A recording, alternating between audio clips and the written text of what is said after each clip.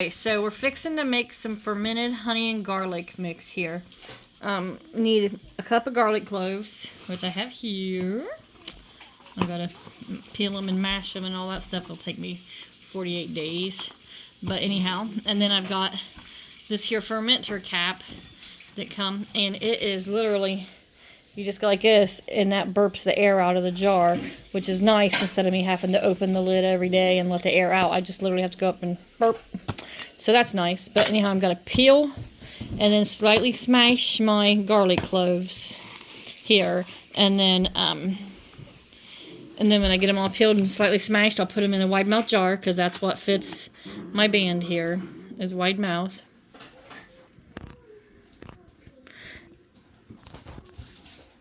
And then,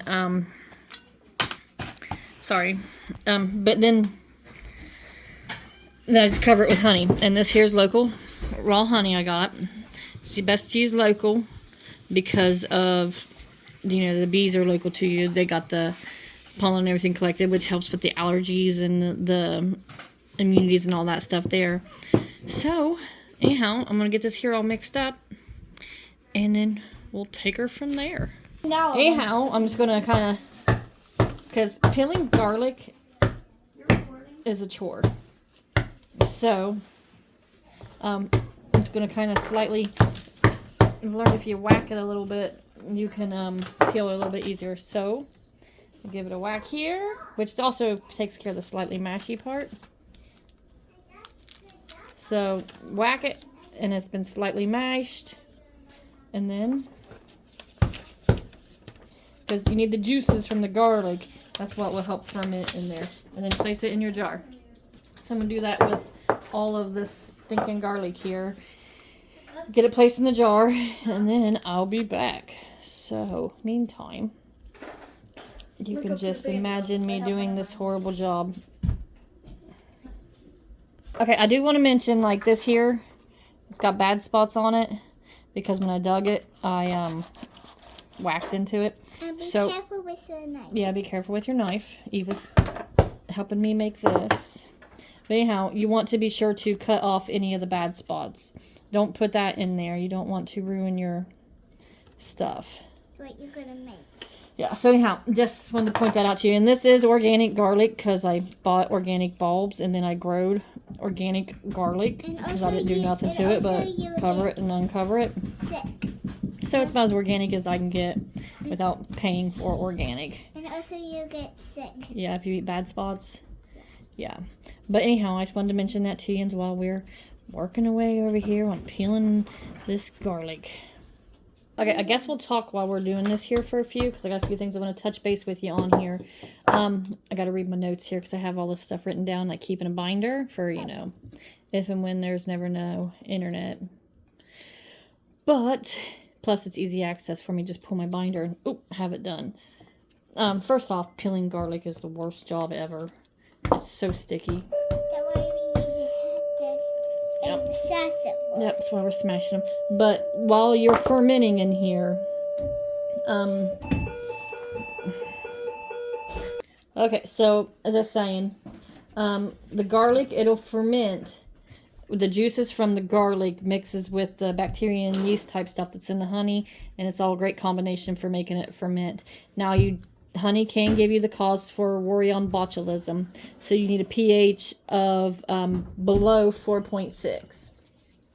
It said usually it runs about 3.9-ish, but if you're worried, you can test it with the pH test strips, which you can easily order online.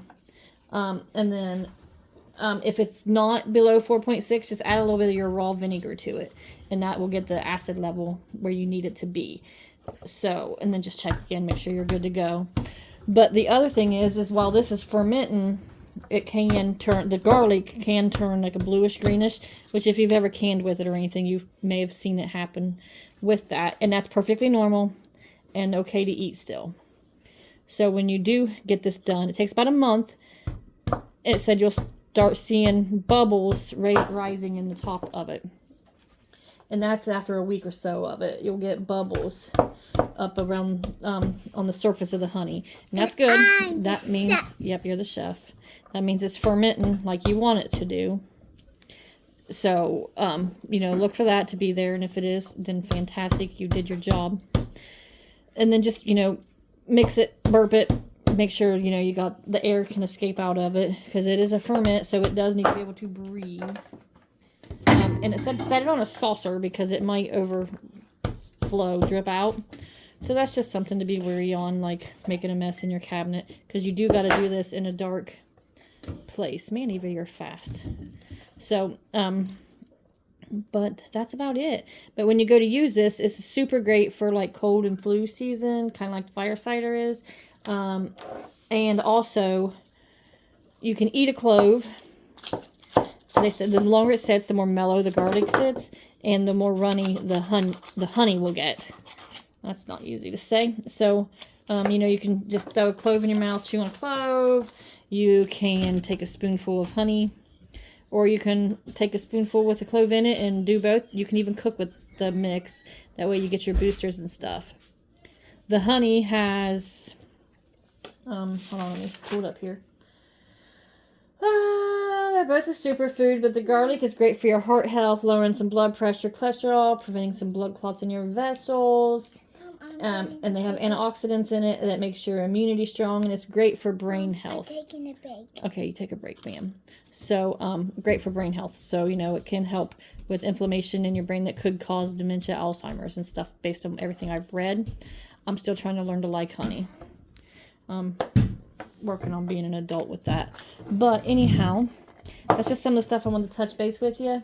So, let's just finish this up. Okay, so that was about a cup of garlic, peeled, slightly mashed. And then I take my honey. It says about a cup of honey, but really you just need to make sure that it's completely covering the garlic. So,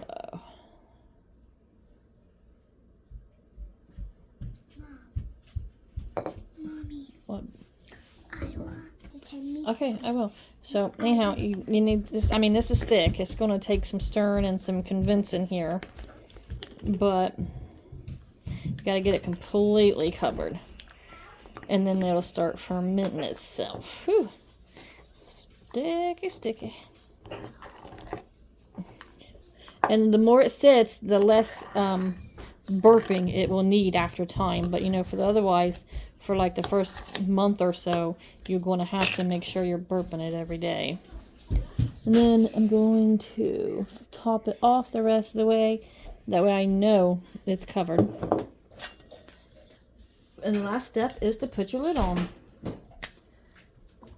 So, and this is going to be an important one to me, only because I really do want to, well, first off, put a lid on. Jeez, man. Want to try to be diligent on taking this because my family has dementia and Alzheimer's in it, and honestly, it scares the crap out of me. And there's something wrong with this defective lid. Okay, new lid. Try again. Oh, much better. Okay, anyhow, there you have it. And then just make sure it stays submerged. If you want to label it. Definitely might want to date it so you can make sure you're on track with the fermenting and stuff. But then, like I said, every day you go to burp it, you just squeeze it. And I ordered these off the Temu site, whatever it is everybody talks about, for like super cheap. And it came with a band that don't work. But I'm just excited about having the burpee process to it easily done. But there you go. Honey and garlic set to ferment. We'll check in on it in a week or so and see how it's a looking.